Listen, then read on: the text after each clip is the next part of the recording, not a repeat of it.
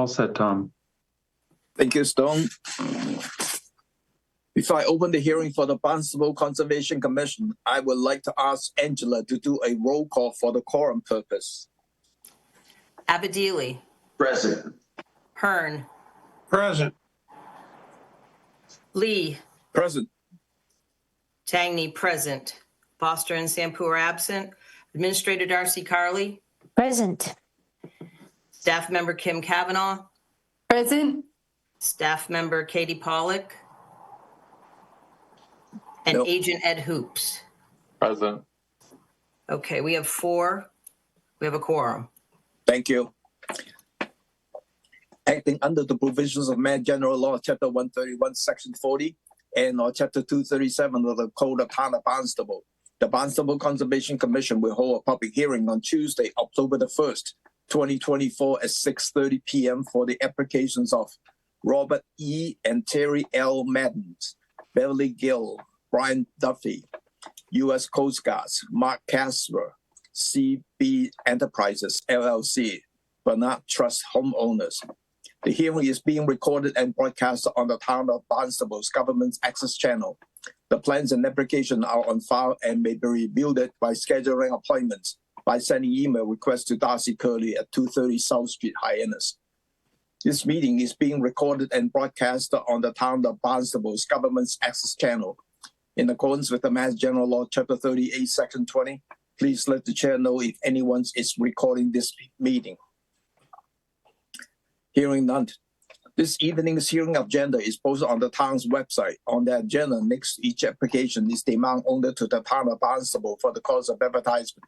Please send your checks to the Conservation Division at 230 South Street before the hearing. Remote participations. The Conservation Commission's public hearing will be held by remote participation as a result of an act extending certain COVID-19 measure adopted during the state of emergency, signed by the governor on March 29, 2023, suspending certain provisions of the open meeting law. Remote public access to this hearing shall be provided in the following manner. 1, the hearing will be televised via Xfinity Channel 8 or High Definition Channel 1072. It may also be accessed via the Town of Barnstable's Government Access Channel. 2, the real-time public comment can be addressed to the Conservation Commission utilizing the Zoom link 824-3510-0676 or use the toll-free phone number 888-475-4499 as shown on the agenda.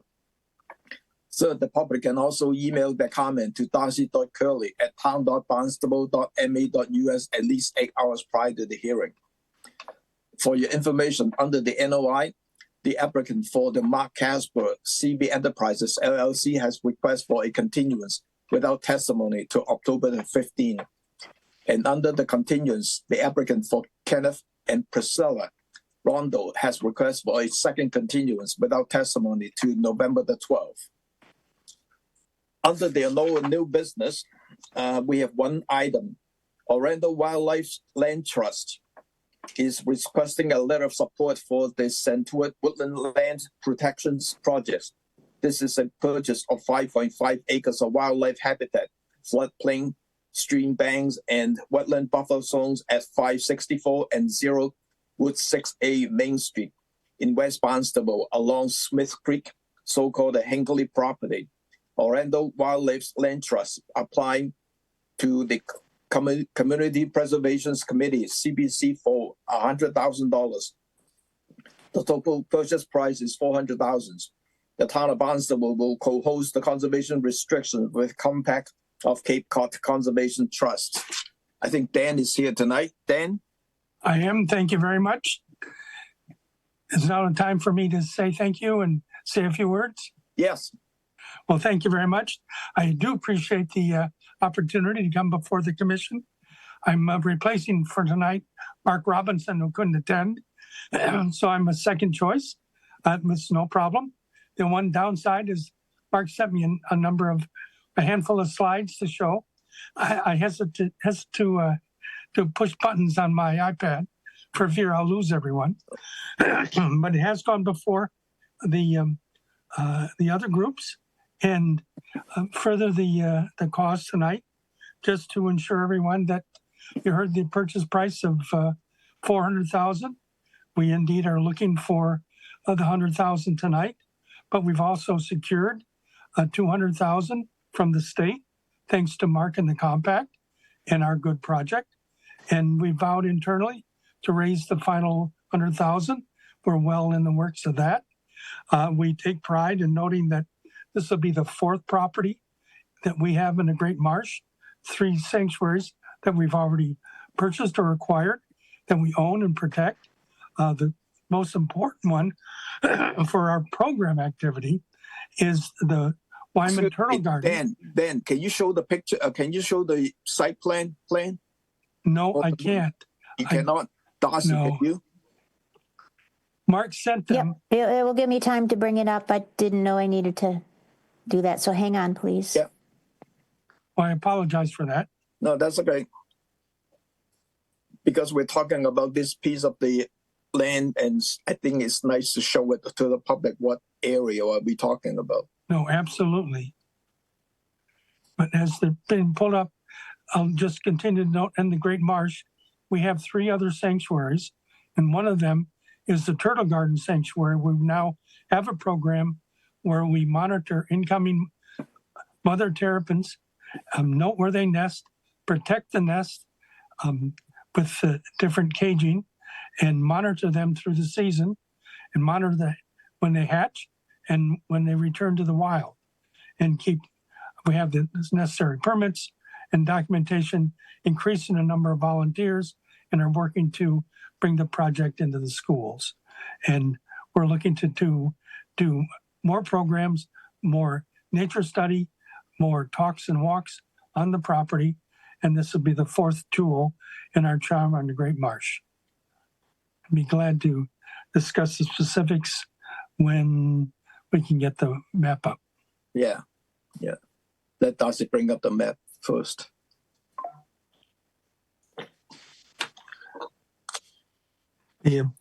I should note that, as Mark Robinson has noted previously, that this will continue the town's effort to protect the habitat that is the Great Marsh and all the diversified habitats that property does represent. We note that it's even the historic corridor along 6A. This property has a small footprint right on 6A, and of course, like the other fingers of the property, stick well into the Great Marsh. Right.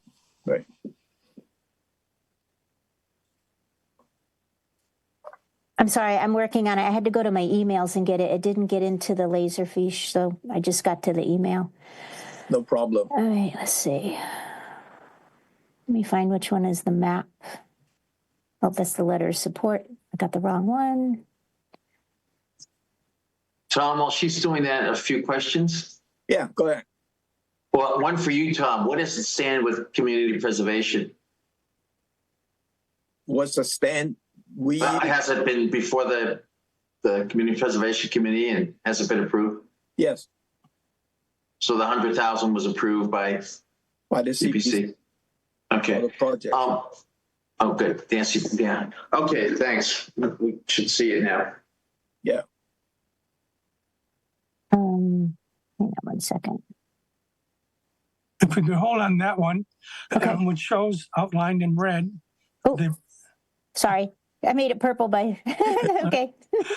outlined in red shows the boundary of the property we're talking about tonight. And off to the left and to the north, to the west and to the north, are the other 3 properties owned by Arenda. The most critical one for our program activity, as I pointed out, is the triangle-shaped one, our Turtle Garden area.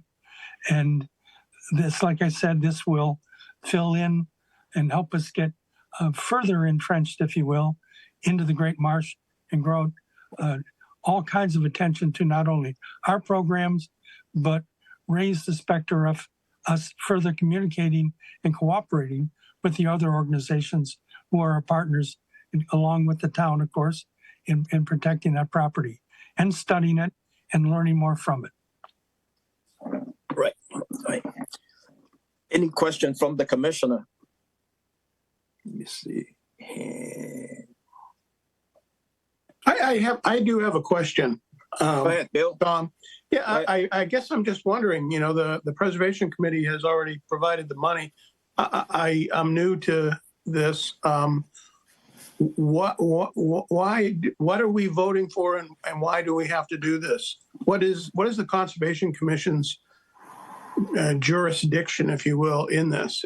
Our oversight in the... No, because this is a CR questions on terms of the town holding this. Normally, they would like to have the conservation to have a support letter to the town council when they process this project. So it's just I get it. It's a support letter. Correct. For the purchase. I get it. Okay, thank you. Yeah. Any other questions from the commissioner? None? Could I have a motion to approve the support letter for the Santuit Woodland Land Protection Projects and authorize the chairs to prepare this and submit the support letter to the town council? So moved. Second. Roll call. Abdili, Aye. Hearn, Aye.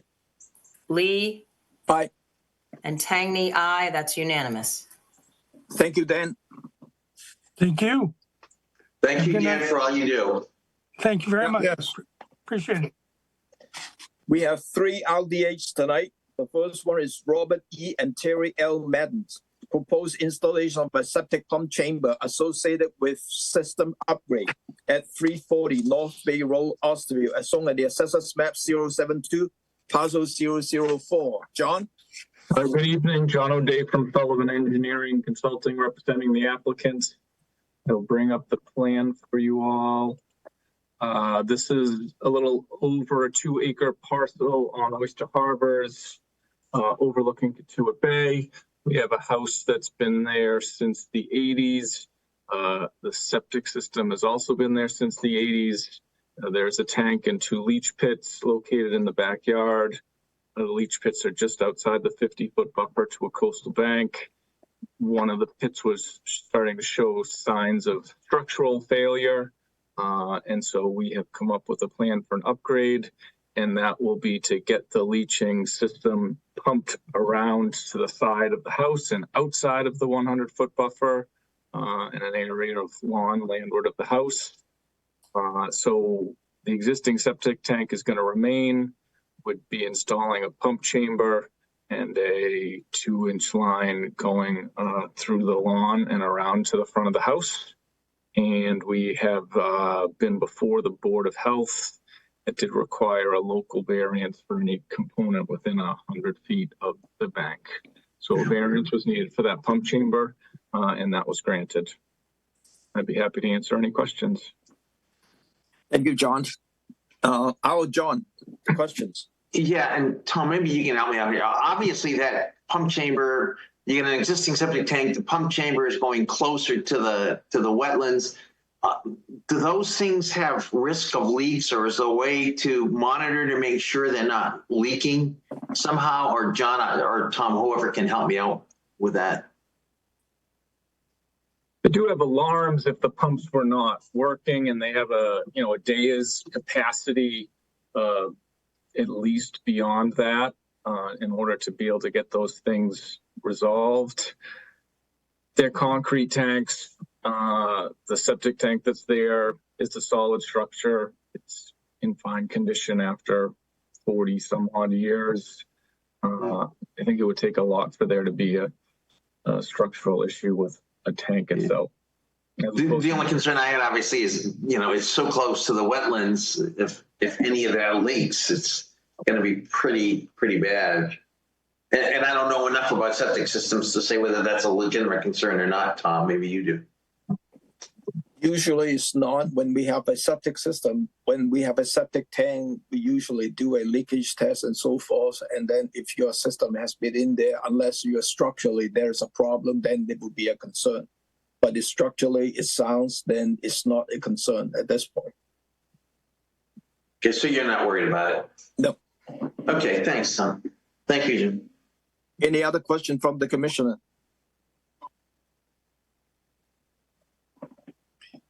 10:18, any public comment on this? Seeing none. Could I have a motion to approve this project as a negative determination? So moved. Second. Roll call. Abadili, Aye. Hearn, Aye. Lee, Aye. and Tangney, aye. That's unanimous. Thank you Thank very you, much. John. The second RDA is Beverly Gill repair existing failed septic system by installing a new leach trench at 76 Smith Street, Hyannis, as shown on the assessors map 288 parcel 220. Glenn, Yes, good evening. good evening. Glenn Harrington, GeoCape Environmental Consultants, representing the property at 76 Smith Street and the owners, Gill Family Realty Trust, Beverly Gill trustee.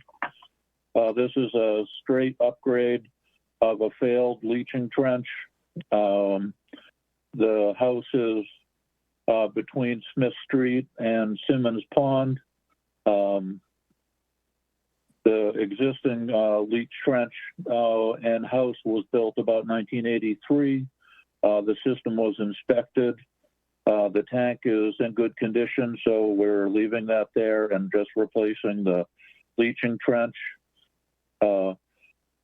It's a very straightforward, and the tank, the leaching trench is relatively shallow because of groundwater. So we're not planning on a lot of disturbance. There is not a lot of room to store soil on the property, so I'm anticipating soil will be brought off and then brought back on. And it should be a short duration project. I'll take any questions at this point. Thank you, Darcy, for bringing up the plan. If you know, Darcy, can you keep the plan up?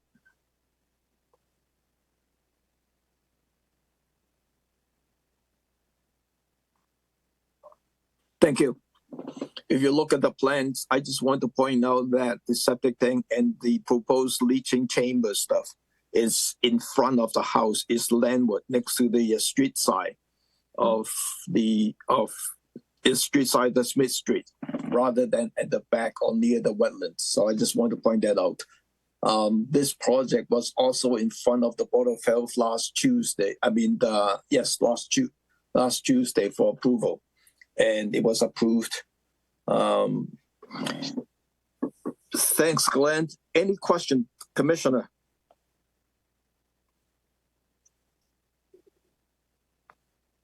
Seeing none.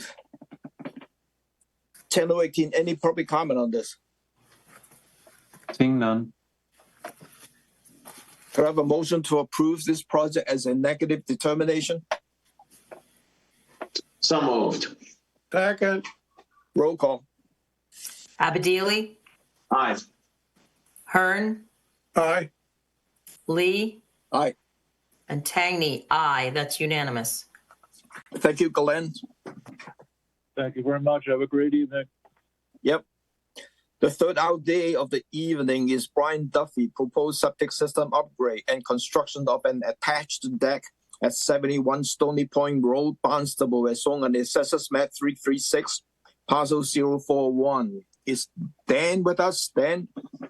Yes, good evening. Dan Ojala from Down Cape Engineering. I'm a land surveyor and civil engineer and helping the Duffys out with a pretty straightforward matter. This is principally a septic upgrade. I'll share the screen so you can see what we're dealing with here. This is on the north side where you can get some clays on the surface. Let me see. Share that screen.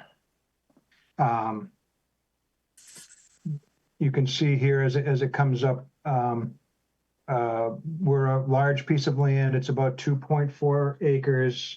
Better part of it is wetland, but there's a peninsula that sticks out, and that's where the home is located. The existing septic is in this area here.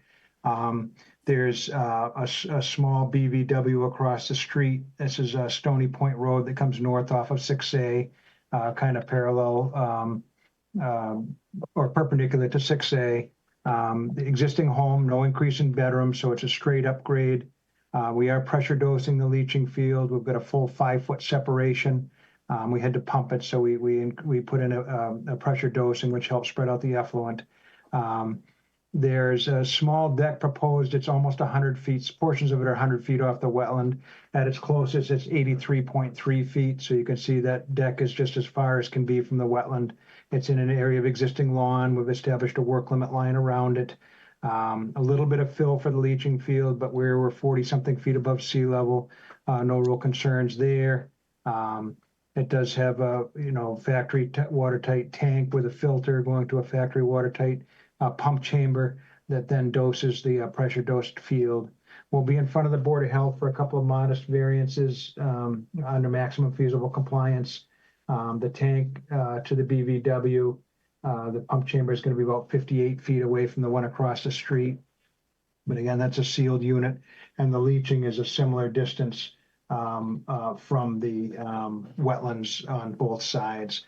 We've tried to match the distances to get it as far from the wetlands as we could while staying on that side of the property. There's an unconstructed way in the north. Again, Stony Point is just a thin road, but sort of doing the best we can with what we have here. Again, pressure dose leaching, nice and safe, full 5-foot separation of groundwater, and a very modest deck on the outskirts of the 100-foot buffer. Be glad to answer any questions if you have them. Thank you, Dan. Any question from the commissioner? Angela? Yeah, it's not really a question, but my initial concern was the deck proposal. But I walked the property and there's a beautifully preserved 0 to 50 buffer. And where it says the proposed outgrow area, it has definitely kept that intact. So I don't have any problems with this project. Thank you, Angela. Any other questions from the commissioner? None. Channel 18, any public comment on this? Seeing none. None. Could I have a motion to approve this project as a negative determination? So moved. Second, Roll call. Abadili, Aye. Hearn, Aye. Lee, Aye. and Tangney. Aye, that's unanimous. Thank you. Thank you very Dan. much for your time. Appreciate it. We have 3 NOIs. The first one is U.S. Coast Guard to remove ripraps to a minimum depths below mean low water to reduce the navigation hazards at Corrid Ledge and natural shoulder area of Nantucket Sound in Barnstable, and to remove the topped spindle tower foundations and riprap at Southwest Rock Day beacons to a minimum depths below mean low water to reduce the navigation hazards near the south coast of Barnstable in Nantucket Sound. Christine? Yes. Tom? Yes. Before she starts, my understanding is that this is strictly under the State Wetlands Protection Act, not under the Town of Barnstable ordinance. Is that correct? Yes. Okay. Yeah. That changes the dynamic legally for us. Thank you. Thank you for asking the questions. Christine? Thank you. Good evening, everyone. My name is Christine Perrin. I'm an environmental scientist with the consulting firm McFarland Johnson. I'm also here with Dan Del Tufo, the project engineer with Appledore Marine Engineering. So we're part of the consultant team assisting the U.S. Coast Guard with the permitting and design of this project. The Coast Guard is proposing repairs, replacement, or demolition of 10 existing aids to navigation located off the coast of Massachusetts. 4 of the structures require in-water work, and 2 of those structures are located in Barnstable. And I'm going to quickly share my screen. Yes, please.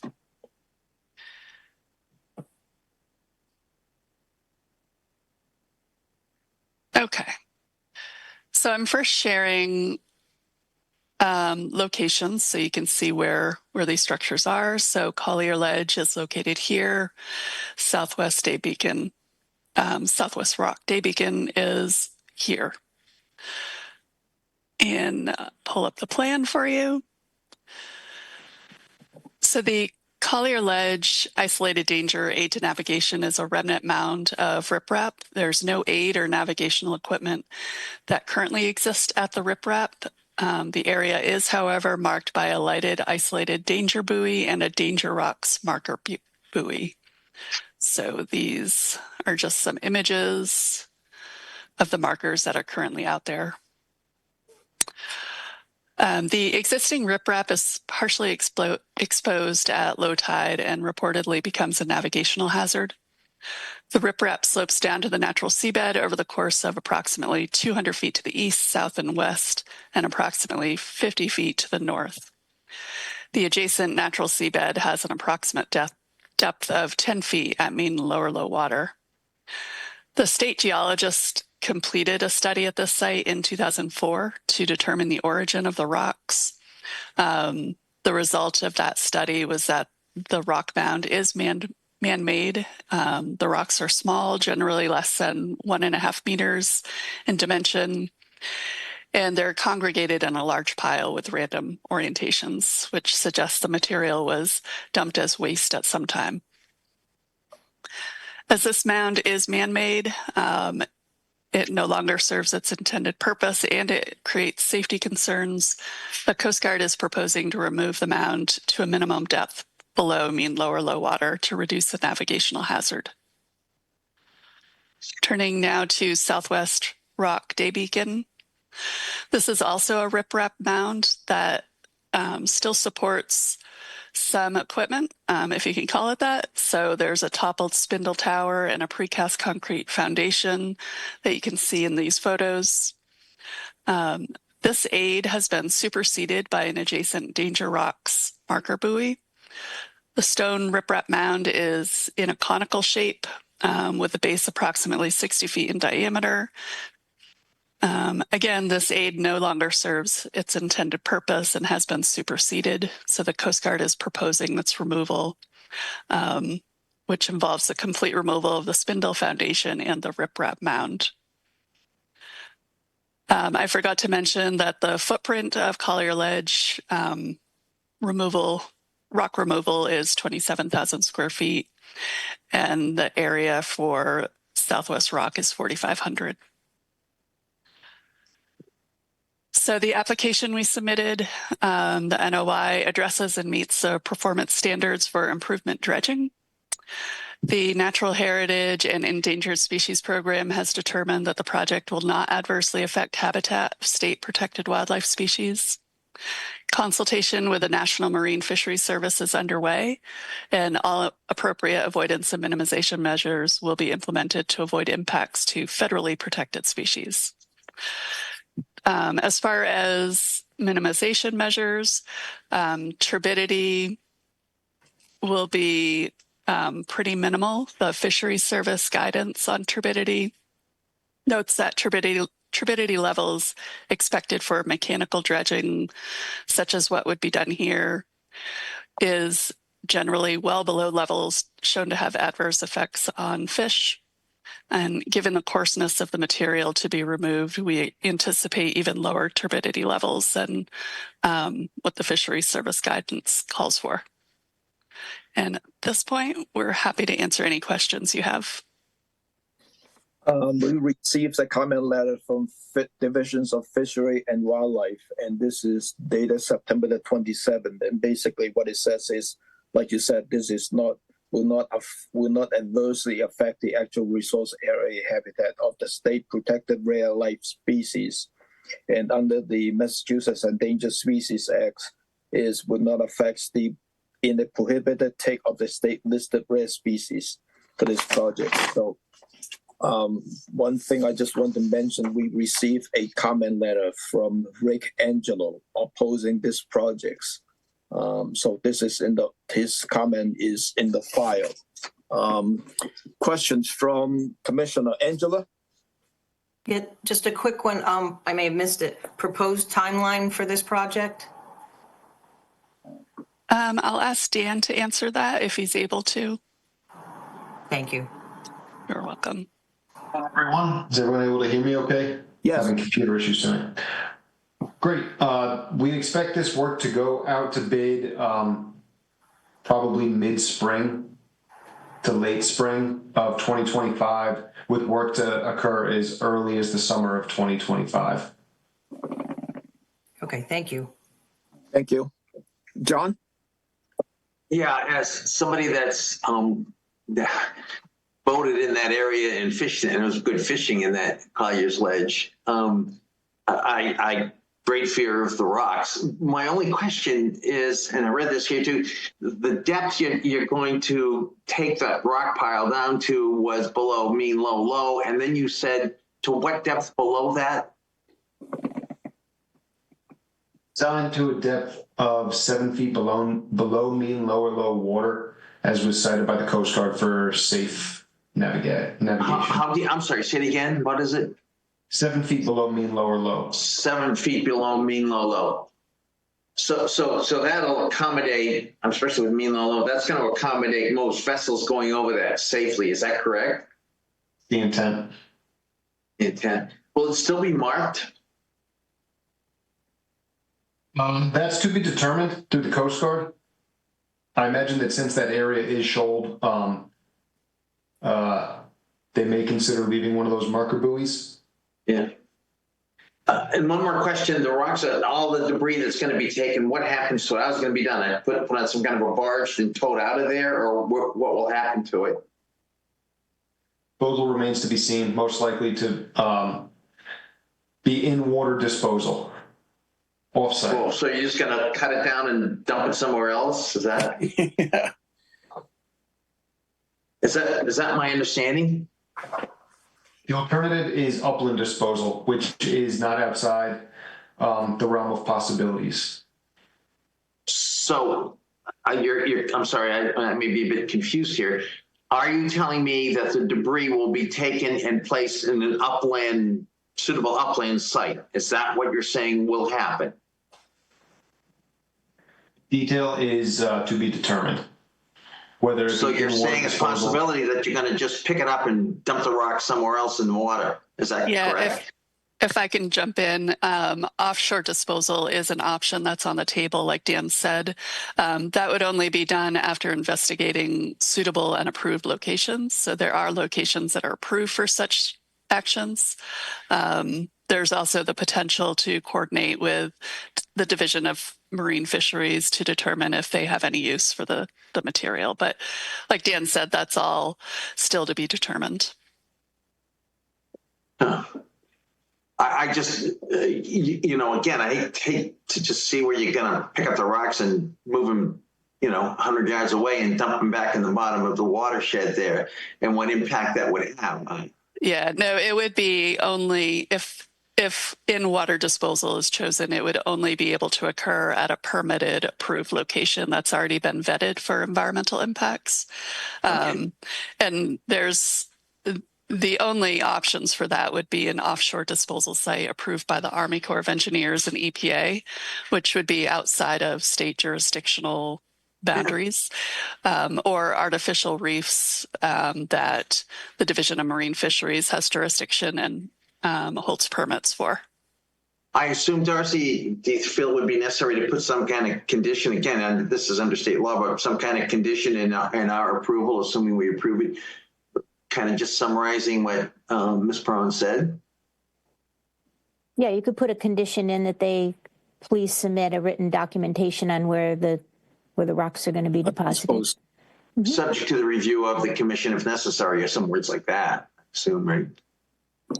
Okay. Well, it's probably going to be out of our jurisdiction anyways, out of the state water. So yeah, I think we should say, please submit information on where you've determined that they're going. Yeah, okay. I think we need the documentation of where those rocks are being disposed of. That's fine. If you're satisfied with that, I'm okay. Yeah. Thank you. It is, from a navigation point of view, it is a very good project, I will have to say, as a boater who goes out there frequently. Thank you. Thank you, John. Any other question from the commissioner? None? 10:18, any public comment on this? Seeing none. Oh, Oh, sorry. Yeah, there's some public comment. Yeah. This is David Lawler, resident of Osterville. I'm actually here in my individual capacity. And like John, I've been a boater. I'm 60 years old. I've been a boater since I was 10 years old and out on those waters when I first stole my dad's boat when I was 15. I honestly, I think this is totally unnecessary. And as John indicated, this is one of the better fishing spots in the spring and the fall. I've been out on that is very well marked, certainly in charts. It's on, again, I was out there long before GPS or anything other than a compass. And, it's local waters. Everybody knows about Colliers. I'm just going to speak about Colliers at the moment. It's almost 40,000 square feet of habitat. The history of it actually is, I believe, it is man-made, but it's man-made in the 1800s when they built Bishop's Light, and that was some of the debris that they brought over from Bishop's Light. So any environmental issues of that being man-made are long gone. It's those rocks have been in the water in that location for over 100 years. Established in the springtime, it's one of the best places to get black bass. Right now, the tautog fishing there is fantastic. I know that the environmental studies, quote unquote, talks about the endangered species. Well, what about the species that actually produce revenue and food for people in this particular area? I know that you see the charter fishing boats. People come from all over New England and New Jersey to come and fish for scup, and come for fish for black bass in the springtime. There is revenue generator. I think, what are we going to do? We're going to take the rocks out of Kentuit. We're going to take the Lone Rock out of Osterville. There's rocks everywhere. And you have a responsibility as a boater to be aware of what you're going. We're taking away a little personal responsibility. I mean, Mr. Abedelia, you need all the help you can get fishing. Now I'm going to tell him how you cheated on a striped bass contest, sir. No, that's purely conjecture. But with respect to this, I truly believe it's not necessary. And I know that, the engineers and people are looking at it, and what's personal responsibility? This particular area, Colliers is, and certainly anybody that's local should have local knowledge of Colliers. It's very well marked. On GPS, it pops up like a beacon. And I just think it's totally unnecessary. And we're looking at the fisheries. We're looking at what drives, I see Jake Angelo on here, a local fisherman.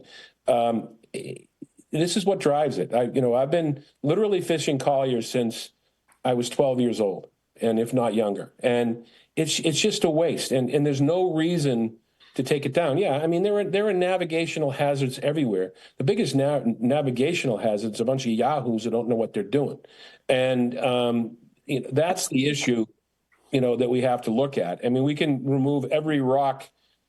This is fish habitat, and yes, it's man-made, but it's been here for well over 100 years. It's established, and I strongly recommend that. I don't know what authority the commission has against the Coast Guard anyway, but if you have any, I would recommend against it. And I really appreciate your time. I know you're all volunteers and are really committed to the environment, and I mean that sincerely. Thank you, Dave. Jacob?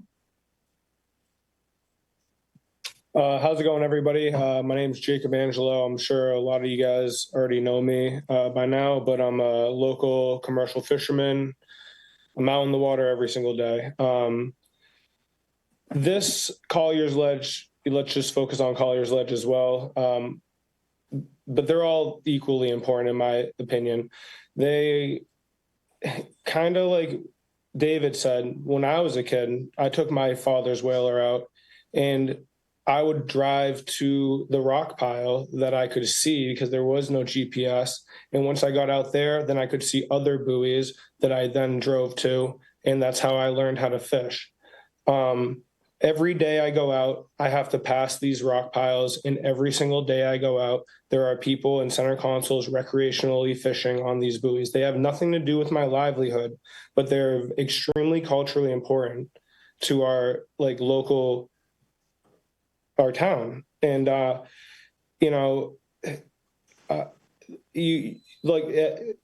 people that said that at the DMF that there's very little environmental impact. Well, I've scuba dived just on, if this thing's situated on a ledge, and on one side it's 10 feet, 20 something feet, and on the other side it's maybe 10 to 12 feet. And on that north side ledge, when I first scuba dived on here, I was baffled by, when I dove down, is right at the base where the rock pile met the sand, it was eelgrass, the whole north side of this. So we're talking about, there's eelgrass here. There's in these rocks are eggs, but not just eggs, but there's the young of this year and the young of last year. And it's been here for who nobody really even knows. Like David said, it's most likely from, there was a 2006 UMass Amherst study done on both Collier's Ledge and the Bishops. Bishops was an island at one point, and they put a lighthouse at the end of it using riprap. And likely, I haven't heard that exact story, but it does make a lot of sense because nobody knows exactly when Collier's was made, but it could have been the existing riprap from, because it's the same rocks and the same granite if you read the study from 2006. So it's an integrated part of the ecosystem and an integrated part of our culture as Cape Codders. And I'd just like to leave off with one little comment that a very smart fisherman told me, and he said, there's more horsepower than brains these days. And I don't think that it's really our fault as for the local to remove these important landmarks or watermarks, whatever you'd like to call them. Thank you, Jacob. Hey, Tom, could I say something? Yeah, I'm going to you. Okay, sorry. Hi, Bill. Yeah. Go ahead. I'm sympathetic to what these two people from the public have said. When we're going into this meeting, I thought, well, if they take it down, and I understand it's going to go 7 feet below what? Mean low water. Low. Yeah. And I'm thinking, what evidence is there that black bass are going to be impacted? I mean, Collier's Ledge is sort of a famous place. I've only lived here like 8 years, but everyone knows Collier's Ledge, and it's a very popular place where people can go and fish, and black bass are there. And I know that artificial reefs, as a professional retired fisheries biologist, I know that artificial reefs are a very important habitat for fisheries. And so I'm like thinking, is it going to make a significant difference? And I'm like, I don't know that it would. If it's still, 7 feet from the surface, would there not still be spawning? And yet then I'm hearing, well, there's eelgrass down there, and I'm thinking, well, maybe there was and it won't be, but might it come back? And I'm like, and what they were saying about the how there's rocks everywhere. I guess I'm just sort of sympathetic to what they're saying. I mean, can we just clear everything? I mean, it troubles me. I mean, I was prepared to just go along with this, but and I may, but this is kind of a troubling project. Is it a necessary thing? Well, the engineer indicated that it's 10 feet deep. So if they're taking it 7 feet down, you're only going to have 3 feet of rocks. And that's just not, it's not, and again, I know I'm probably talking out of turn, but sorry, Tom. But, if you look at this and the way it works, this is as Mr. Angelo indicated, who knows more about fishing than, most people, twice his age or 3 times his age. Right. This is such an important area for, non-endangered fish, but actually the fish that people here. And again, and this is Barnstable. We're talking about Barnstable. We're talking about Collier's Ledge on Barnstable. And is this something we have some authority to say, hey, maybe we don't want to have Collier's Ledge be significantly changed? I mean, I'm troubled by this project, but anyway, that's also and money wise, just throw another light on it, for Christ's sakes. It's not that hard. It's not that expensive. Anyway, thank you, Tom. John? Yeah, again, Jake, I'd rely more on you than Lala because when it comes to fishing, I don't trust him. And I'm kidding, but David and I had some competition in straight bass fishing, and he won by 1/8 of an ounce. So I'm convinced he weighted that fish. But that's history. Jake, yeah, Jake, in your opinion, and as a commercial fisherman and somebody who's been doing it, and I fish Collier's Ledge as well. It is a great black bass area. I get nervous out there because of the rocks a little bit, as I think any boater would. You know, you just got to be careful, and it is fairly well marked. I would agree with David on that point. What if this mound of rock is taken down to 7 feet or so below mean low? There's still be some rock foundation there, but lower. What is your expert opinion on the impact on the fishery and the fish habitat in that area? Well, what is your thoughts on that? I think that the biggest impact would be on the tautog population, because the tautog love these rocks, and I've witnessed them breeding where when certain types of fish breed in certain different ways, but a lot of reef fish, the way they breed is the females will go from the bottom to the surface vertically, and all the males will follow in trying to mix the eggs with the sperm. And I've witnessed this, not at Collier specifically, but actually at the other one with the downed day beacon multiple times. You know, the other one that's just south of Squaw Island, you know, like right about here, right here. Yeah. That's the other one that they're talking about. So, and I would assume that this happens at all the major rock piles, since they all hold the same species. And now when wrasse, which are tautog as well as cunners or bergal, it's another species of wrasse that's not as popular as it's very popular amongst the ethnic people, and it's a similar growing fish. When when they're babies, they don't really migrate like a black sea bass or like a lot of these. They don't migrate. They actually just go into these rocks and bury themselves in the mud crevices of these rocks. So the less rocks, and now the areas surrounding all these rock piles is very, very sandy. It's not very rocky whatsoever. It's raw. It's sand, mud, and then shack, what we call like mix of pebbles and shell.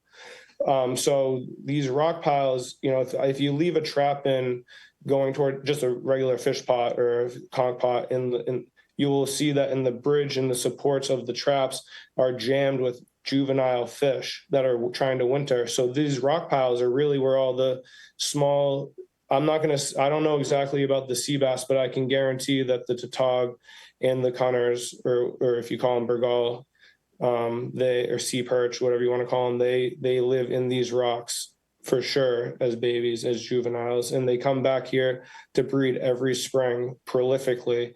And that's not including the whelks, the conchs. Like the whelks, the conchs, they don't even have an opportunity to migrate offshore. We got tiny baby whelks and conchs. You know, so when I saw the eelgrass, if you don't mind, when I first dove on this, it was very, very early. I had to use heat. I had a heater on the boat that pumped water down to my suit to keep me warm. And this is just something that I had for other fisheries, but I also enjoy exploring. And so I went to Collier's Ledge, and it was very cold.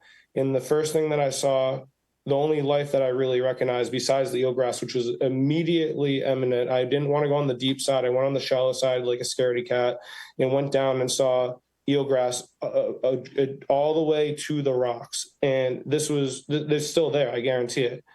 And the only thing on the rocks was hermit crab, big hermit crabs all over the rocks, everywhere, eating algae off the rocks. Now I went back a few weeks later, and the tautog had moved in. The hermit crabs had receded to wherever they recede to because the predators are around. And then there's also little baby scups.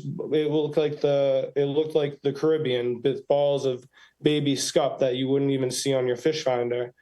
And then, you know, so and I haven't dove on it since, but I can tell you that it's actually man-made or not, it is a thriving ecosystem. And like I said earlier, every time I don't put commercial gear around Collier's Ledge because it's a recreational like beacon. People can go out there and they can do what they want to do. And there's always somebody on Collier's Ledge from the beginning of the season all the way to the end. So. Thank you. Just a follow-up question. Ms. Brown, has your group, McFarland or whoever did the study, addressed the issues that were being raised tonight by Ms. Angela? Impact on the fish life there, the shellfish, the habitat, the fact that if there is eelgrass there, which is very rare and wonderful. Have your group looked at these questions and addressed them?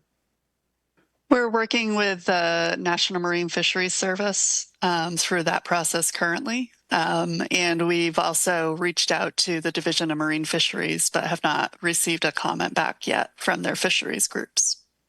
So far you're saying we don't, the points being addressed or raised by the public, you guys have not really had a chance to look at those yet or get feedback on those. Is that what you're telling me? I mean, we recognize that this is serving as habitat. I mean, clearly it's essentially an artificial reef. We do recognize that. And like most public infrastructure type projects, we have to weigh environmental impact with public safety. And the Coast Guard feels that the purpose of this project is to improve public safety. And when looking at removal of an artificial reef type habitat against other available habitat in the area, you know, those are the types of issues that we weigh in projects like this. Again, and forgive me, Tom, for going on here, but again, as somebody who's run a boat out there and, you know, I fish Bishop and Clerks, and to keep referring to, it's a great place for striped bass early in the season. And again, there are some rock piles there, but it's a great fishing area for laymen like me or for recreational fishermen. What I'm coming down to is we are operating under state law, not under Barnstable ordinance law. And under state law, I believe we still have the obligation to weigh what you're saying are the navigational concerns which are driving this application versus the potential negative impact on fish and fish habitat. It strikes me that that's the issue that we've got to face as commissioners. And again, I really appreciate Jake, Mr. English, because those comments, he brought information to me that I didn't know about, although I know it's great fishing. So now I'm really concerned how to balance those two issues, both from navigation, and I think Dave Lawless said this, the area is well marked. I'm not nearly afraid to go out there. I'm a little more afraid of Bishop and Clerks because some of those rocks aren't all that well marked, but you know, so navigation is a concern, but when weighing that concern as a boater and as a fisherman, I'm not sure if the negatives of this project don't outweigh the potential positives. That's really where I'm hung up. And then what is our jurisdiction or authority, Tom, under state law on this application? Thank you, John. You know, I have the same concern. And as I'm listening to all this information coming in, I'm kind of in between there, you know. And then here I hear Christine is just saying that they are still waiting for some informations. Christine, when do you expect to have the other information coming in from what? Division of Fishery or what? The Massachusetts Division of Marine Fisheries should be any day. I expected their response before this meeting. In the process with the federal agency, the National Marine Fisheries Service, will be carried out over the next few weeks. We expect a response soon on that. With that in mind, I'm wondering, John, I mean, I'm just thinking whether we should have taken a continuance, waiting for those information coming in before we make a determination. Is it fair? I think if you're asking my opinion, I think that would be a very, very necessary step. Again, on this program, I think, again, what the applicant is asking me as a commissioner, us as a commissioner to do is to balance these positives of theoretical positives of navigation against potential negative impacts on the the fish habitat and on the environment out there. Without that information from you, I think it's necessary for your group to kind of address that and help us in reaching a decision in these balancing pros and cons. That's where I'd be coming from. So I would think that we should take a continuance. I would recommend that for me. And I would also ask that when you do come back, as much information as you can get on the issues raised tonight would be really, really invaluable to me. Thank you. Right. Thank you, John. I see Bill's hands up. Yeah, I'm less interested in what the National Marine Fisheries is saying, and I used to work for the National Marine Fisheries Service, but it's a federal agency, and here we're dealing with our probably one of our principal fish habitats off our coast. And I don't know that the National Marine Fisheries, the feds, are going to like really go, well, there's so many. And I would be really interested in hearing from the state fisheries. They surely would be aware of Collier's Ledge, and I would really like to hear.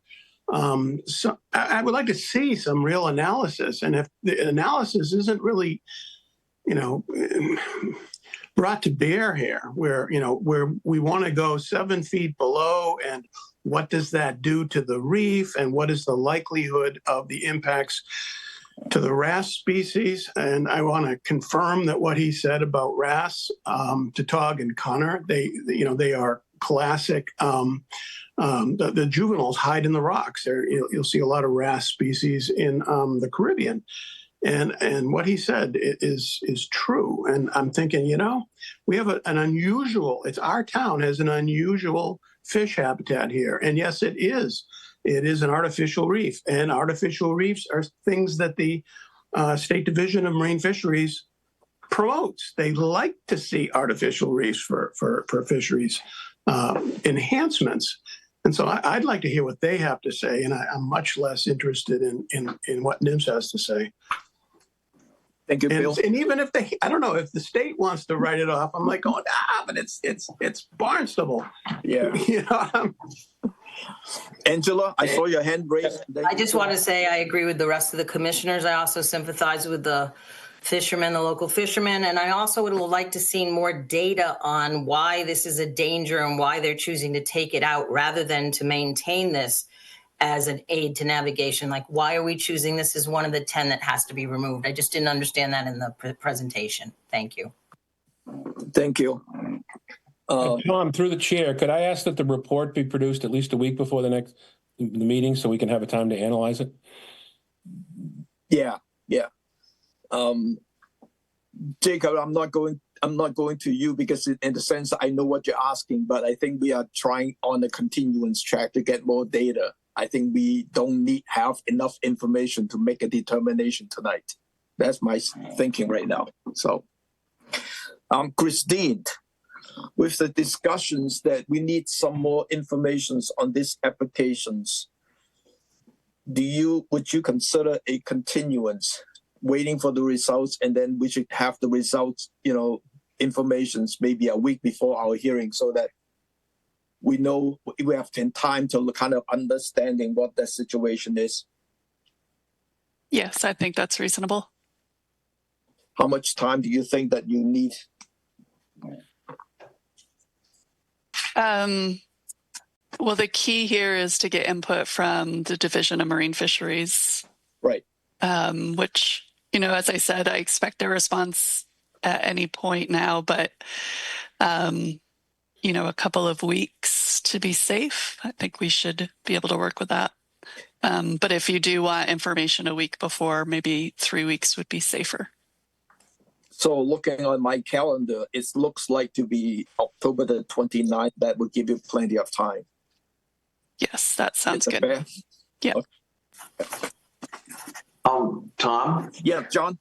Before we take the vote on the continuance, which obviously I would support, I would ask as much information as you could get us. I really respect Bill's comments about federal versus state information, but whatever information you could get us on these issues of fish and impact on the fish habitat, et cetera, would be really helpful to me. So if you could, whatever you have to do to get that information would be great. Thank you.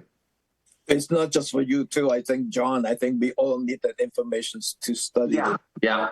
You know, as a layman, I'm trying to learn this stuff too. I'm not a fisherman, so. Good shell fisherman though, Tom. Could I have a motion? Could I have a motion to continue these applications to October the 29th? So moved. Second.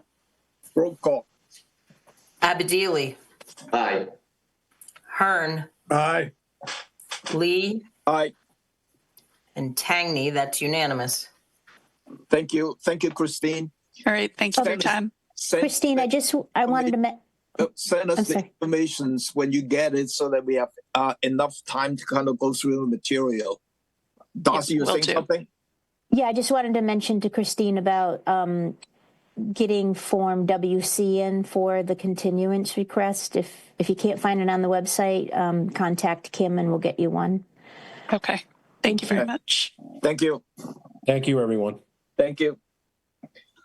The second LOI is Mark Casper, CBIC Enterprises LLC, enhancement of coastal banks by the removal of invasive, select pruning of lower and fallen branches, and planting of native species. Also repair and maintenance of existing brick retaining wall and steps at 315 Main Street, Barnstable, as shown on Assessors Map 164, parcel 003-001. The applicant has requested for a continuance without testimony to October the 15th. Could I have a motion to continue these applications without testimony to October the 15th? So moved. And this is a Second. second request. Roll call. Abedili, Aye. Hearn, Aye. Lee, Aye. and Tangney. That's unanimous. Thank you. The third NOI tonight is Barnett Trust homeowners proposed 4-foot boardwalk and path in Newton Avenue to beach from 11 Maywood Avenue, Hyannis, as shown on the Assessors Map 287, parcel 130. John? Good evening, John O'Day from Sullivan Engineering Consulting. I'll work on bringing up the plan. I am here this evening representing the applicants who are the Barnard Trust homeowners. I have also been before you in the past representing the property owner, who is also included in this notice of intent, obviously, and I had a chance to review these plans in person with them as part of doing the application. This is a little over 1 acre parcel in Hyannisport on the corner of Hyannis Avenue, Maywood Avenue, Newton Avenue. By deed, this property actually includes Maywood Avenue and Newton Avenue, and those ways by deed are subject to the rights of others, including the right to pass and repass to the beach area. I won't go through every detail of the history of the property. But we were before you in 2019 for a prior owner to construct 2 boardwalks on this property, which would cross the existing isolated wetland. I hope you had a chance to get out there. It's wet. It's been covered in water all of the last year. Historically, there had been some boards that traversed the wettest part in this area as part of a prior project. I believe the garage foundation, the commission had noted that those weren't approved and were to be removed, which they were. But in 2019, for a prior owner, we were before you and received an approval for 2 boardwalks, one within the way for the neighborhood and one on the property itself for the homeowner. The then homeowner, for some reason, decided to withdraw the one in Newton Avenue. And so only the private boardwalk per se was constructed. We've been working with this group of homeowners from the neighborhood and the actual homeowner of the property here over the last year. And so we are back before you basically seeking permission for that second boardwalk, which had once before been approved. So again, it is a 4-foot wide boardwalk located within the Newton Avenue layout, traversing this isolated wetland area and providing kind of continued access back down to the beach area for those who have those rights to get to it. I would be happy to answer any questions. Thank you, John. Questions, Angela? Yes, I did go to the property and it's a beautiful boardwalk that meets all the criteria that we'd like to see going there. I just don't understand why we need two. Could you explain that again? I can't explain why the prior owner decided to withdraw the one that had been approved within Newton Avenue. Right, but that's not what I asked. I'm asking why now we need two. Because the rest of the homeowners, the trusts that we're representing, do not have any rights to get onto the rest of the property to access the boardwalk that exists. Even though it's the same property owner that owns both those spaces? Yes. So the walkway that's grassed down, they could actually, I walked it, could go down and then go over and use the one that's there. That's not allowed? No. That boardwalk is not located within the road, the layout that they have rights to use. And they don't want to take that one out to put in one for everybody, including themselves, to use. They want two different ones going over this beautiful, pristine habitat. We're here this evening representing the neighborhood. Current owners who want is, that. I'm just trying to be clear on what's being asked. That's all. I understand the question. Yes, the people that we are representing would only have rights to traverse Newton Avenue. And so this is being proposed where those rights would exist. Thank you. Bill? Okay, thank you. I went to this project yesterday, and if there's one thing I've been thinking about all day today, it's this project. This project bothers me, and it doesn't mean I'm opposed to the permitting of this. It just really bothers me because it's such a beautiful wetland there. There's like a pond, and when I was there were all these ducks in there. And it's just a beautiful, I mean, it's a real photo op looking at this marsh. And there's this lovely boardwalk that's installed, and you want to put a second one something like, what is it, 40 feet away? It's sort of an abomination to put a second one. And it seems as if the owner who owns the land, they are not interested in they're not trying to, I don't know. I feel like even the neighbors, even the neighborhood has been,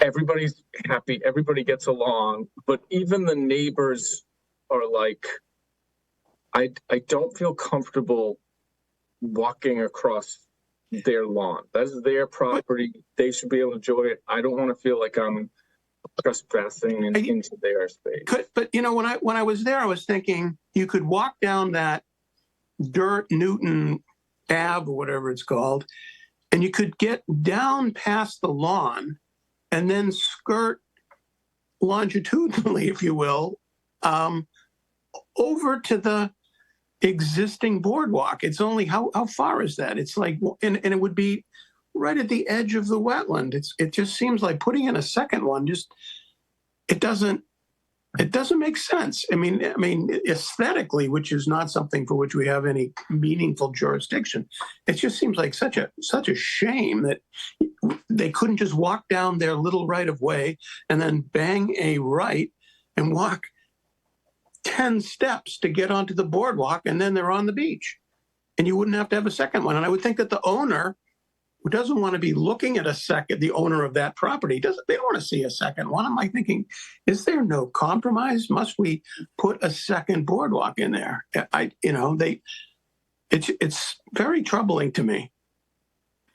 And I will say one last thing. Yep.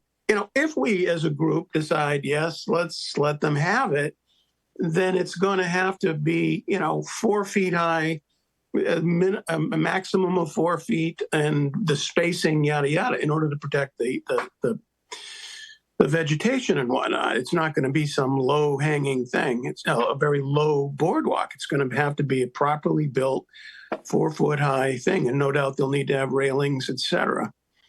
I mean, I can't see just putting some 2 foot high boardwalk if that's what they're looking for. Well, if I could try to comment on some of those pieces. Yeah, This go ahead. is not a salt marsh where there would typically be there are no requirements for height, grading.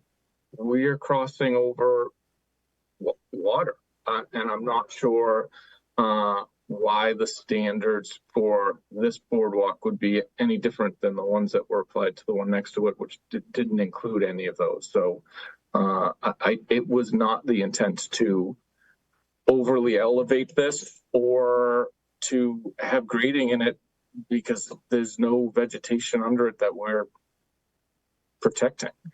I don't disagree with a lot of what you said, and I can't tell you that if this got built this summer, that if I was the homeowner of that property, that I wouldn't say, well, this is silly. Why don't we just, to be honest, I'd rip out mine. And all use and we'd all use the one within the way. Exactly. But I'm not. We can only work right now with where we have rights to get access to the beach, and over time things may change. But what's the height of the existing boardwalk there? It's fairly high. It's not, may not be 4 feet, but it seems fairly high. Not the one you're proposing, but the existing one.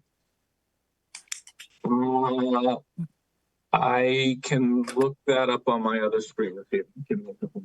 But John, before you look on the proposed one, if you look at the cross sections, it's showing the elevations of 6. So how high is that? Is that a 6 feet high, or is that there is a water marking too? Well, we're also tying back into the land on both ends where the ground is 6. So, I mean, I think it would run reasonably level, and it may be 4 feet at this lowest, most full of water point in the middle. But the other 2/3 of it would be kind of a decreasing height. Okay. And then the other question is, as previously, you're just mentioning that the previous owner did not build the second one. Is this the same as the previous approved one or not? It is not exactly the same. I think the previously approved one was even actually a little bit closer to this boardwalk.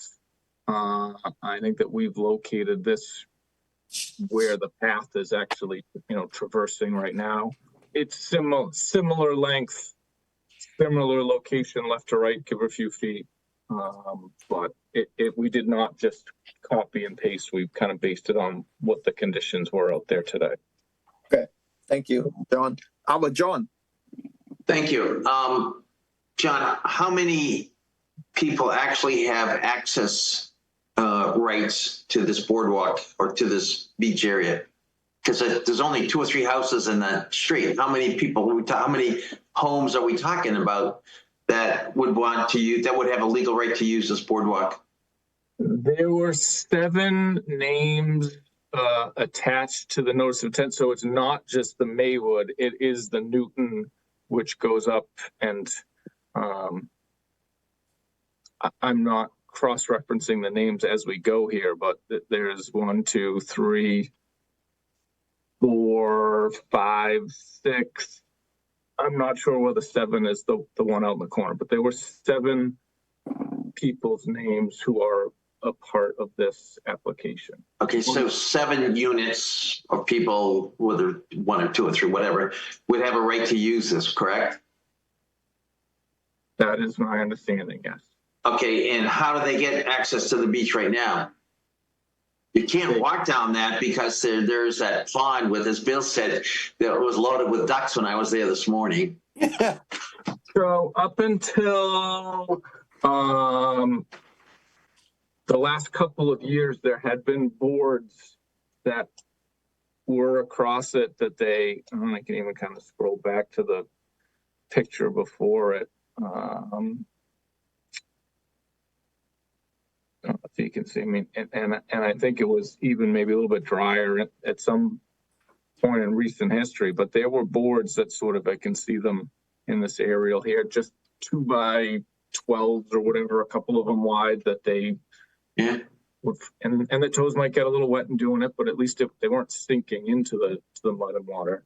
Well, now there's a pond there. I mean, I don't know how deep it was, right, Bill? But there's a full body of water there, small, where it was loaded with ducks. I mean, you couldn't possibly walk through that, or could you? I mean, how would they get around it? I don't think that you could today.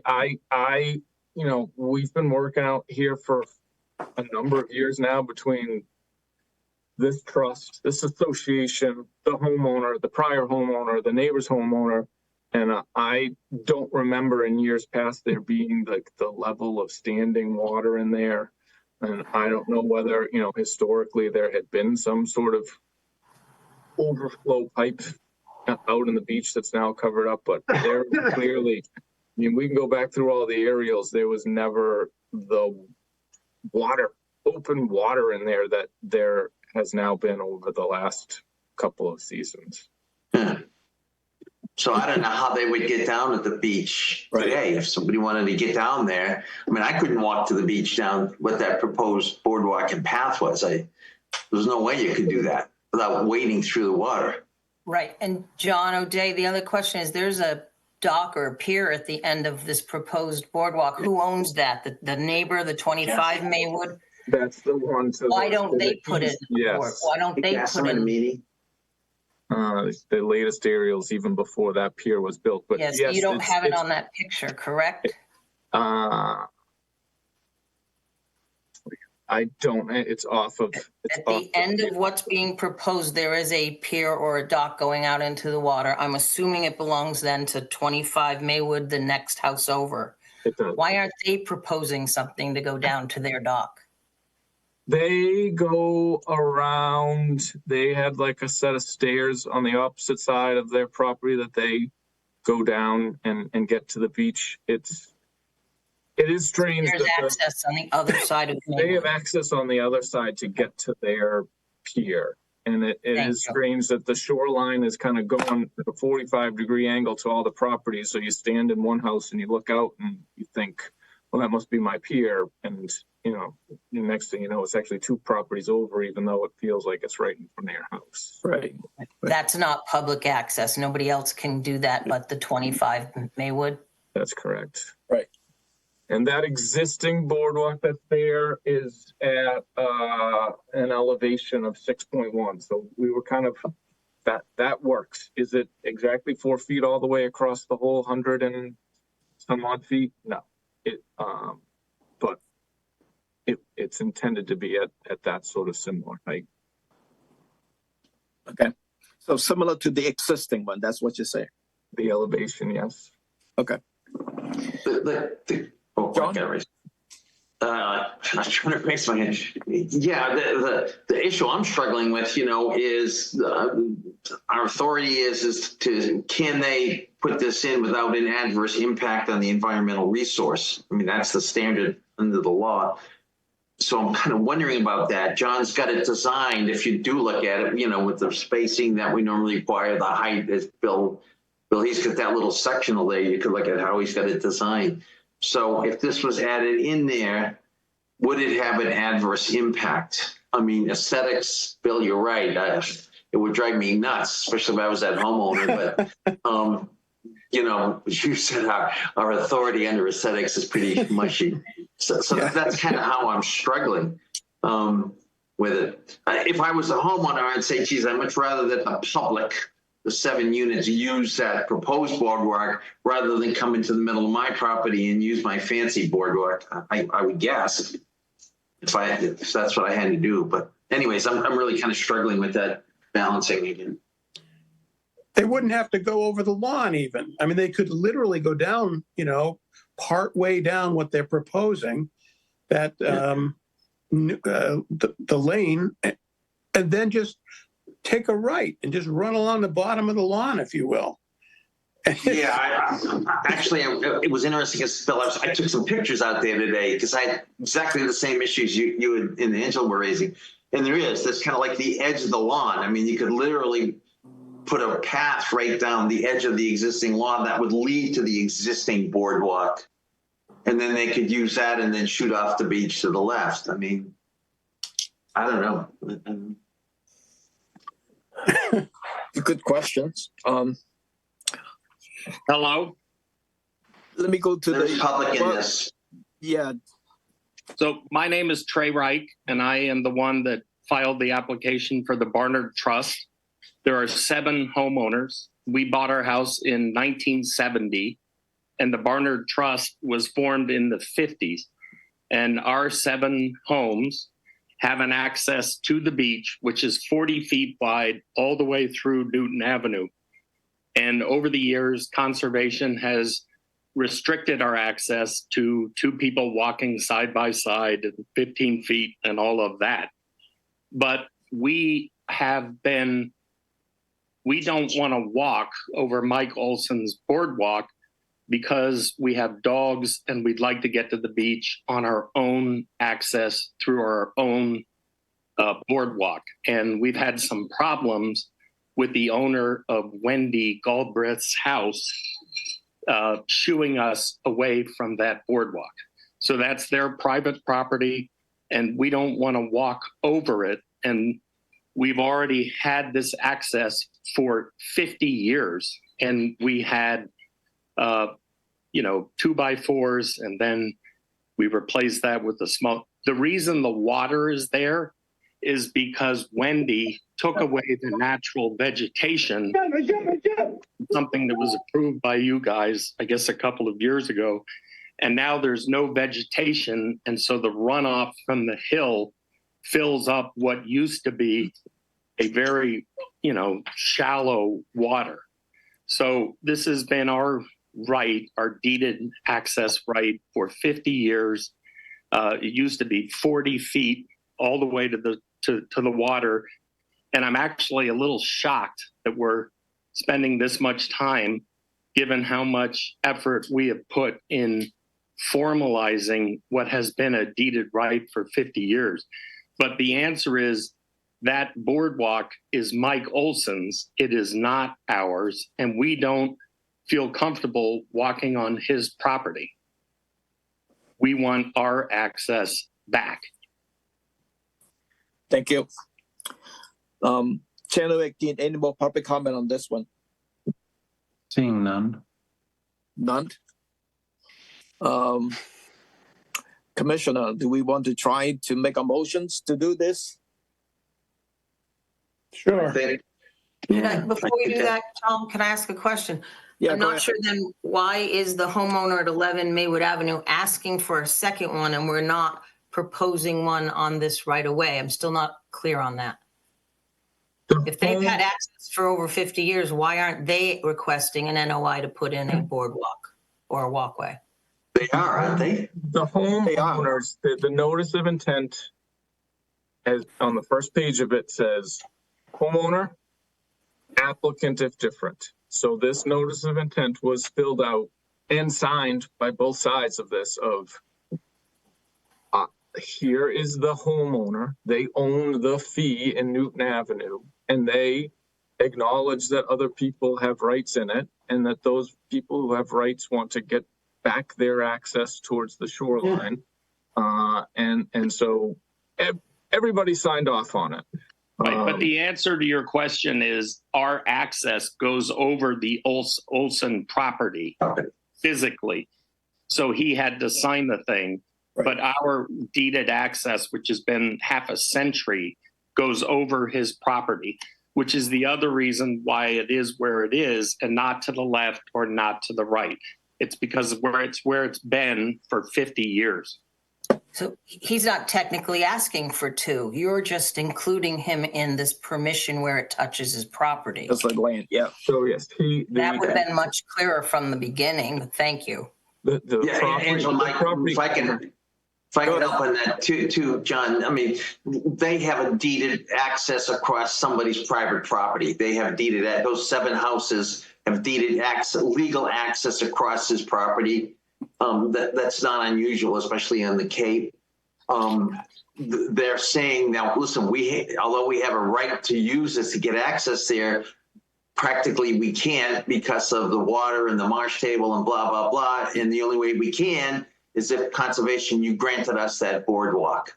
Correct. That's pretty simple. I mean, legally it's weird, and I assume they have all the lawyers involved, but that's what they're asking. Tom, may I say something too? Yeah, go ahead, Darcy. Yeah, I just want to remind the commission that when we were at one of the other site visits, I was the agent at the time. I was the one that wrote the enforcement order to have the boards removed from that path on Newton Avenue. And the reason is the commission does not like to have the boards laying in a wetland area, that they want to have a raised boardwalk. So when the commission reviewed that enforcement order, the commission approved the enforcement order to remove the boards and then come back with a notice of intent filing for a boardwalk. So they're just doing now what we asked them to do a long time ago. And Darcy, excuse me, I remember that conversation saying from an environmental impact point of view that raised boardwalk would be better than laying slabs of wood in the... Yeah, so they're doing what the commission... Yeah, so I support this. Okay. Thank you. Yeah, I guess I'm supporting it, although I'm a little fuzzy on exactly how high it is. I thought that the existing boardwalk that I saw yesterday, the one that they have already constructed, seemed reasonable. I would want to see it, consistent with that in terms of elevation. I think we haven't really pinned down. I mean, I don't know that it has to be 4 feet minimum over, at all points, but I do think it should have some substantial lift. People can build. I mean, we had an enforcement case recently where, and I think it might have been a salt marsh, but it was just like 2 feet right across. Bill, there is a cross-sectional on the plan too that you might want to look at. 4 and 9 ways. So the existing serpentine structure that's out there is at elevation 6.2, and we had shown this at elevation 6 just as a round number, but so it'll be comparable. Okay, it's very comparable. Right. And he has the spacing in it too, I noticed. The 3/4 spacing is spec'd. We do have deck spacing, just not grading. Right. Okay. All right. I'll make a motion to approve the project as submitted. Let's see what happens. Anyone second? I'll second. All right. I'm good. Roll call. Are we ready? Yeah. Abadili, Aye. Hearn, Aye. Lee, Aye. and Tagney. Aye.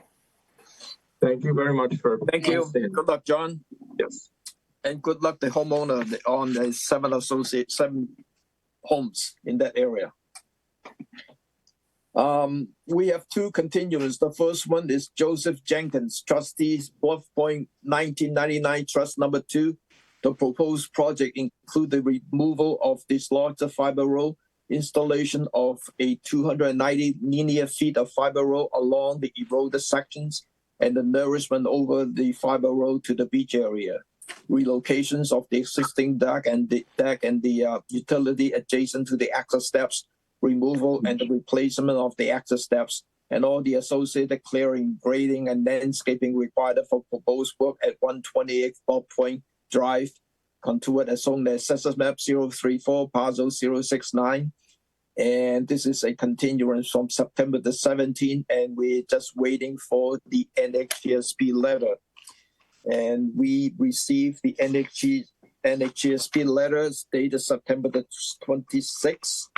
And there's a couple of conditions that I want to mention. Number one is the time of year restrictions to protect state listed species and the habitat. Work associated with the project shall not occur during the period May 1st to September the 30th. The second condition is the authorization durations. This authorization is valid for 5 years from the day of issuance. Work may be completed during this 5-year period in compliance with the conditions herein. With that, and the quorum is everyone from here tonight. And could I have a motions to close the public hearing and authorize the staff to issue the order conditions for this project? So moved. Second. Roll call. Abadili. Excuse me, aye. Hearn, Aye. Lee, Aye. and Tangney, aye. That's unanimous. Thank you. The second continuance is Kenneth and Priscilla Rondo, proposed foundation and additions of existing single-family house rebuilt retaining wall, adding drainage structures for driveway and roof runoff. Construct stairs and walkway at 95 Hackensack Neck Road, Centerville, as long as Assessors Map 252, Parcel 015. This is a continuance from September the 17th, and the applicants has request for a continuance to November the 12th without testimony. Could I have a motion to continue this applications to November the 12th without testimony? So moved. Second. Second. Roll call. Abadili, Aye. Hearn, Aye. Lee. Aye. Tangney, aye. That's unanimous to November the 2nd. Right. And we have 3 EC certificates. The first one is Charles Riley, SE3-5895. The second one is Evangelos G. Gereniolitis, trustees, E&E Realty Trust, Real Estate Trust, SE3-5906. The third one is the Fresh Bond Realty Trust, LLC, SE3-5084. Could I have a motion to approve? So moved. Second. Roll call. Abadili, Aye. Hearn, Aye. Lee, Aye. and Tangney, aye. That's unanimous. Our next hearing is 3 what? Yeah, I'm sorry. I just want to clarify.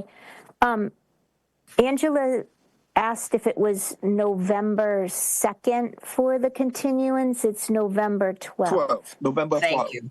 You're Thank welcome. you. Our next hearing is the 3 o'clock on October the 15th.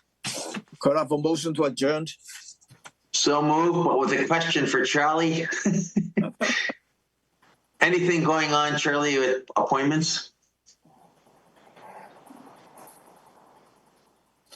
He's muted. Yeah, nothing. I haven't heard anything.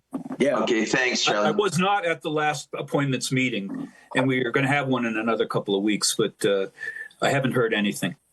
Okay, thank you. I'm sorry. No, thank you. Yep. Could I have a motion to adjourn? So moved. Second. Roll call. Abadili, Aye. Hearn, Aye. Lee, Aye. Tangney, aye. I got 803.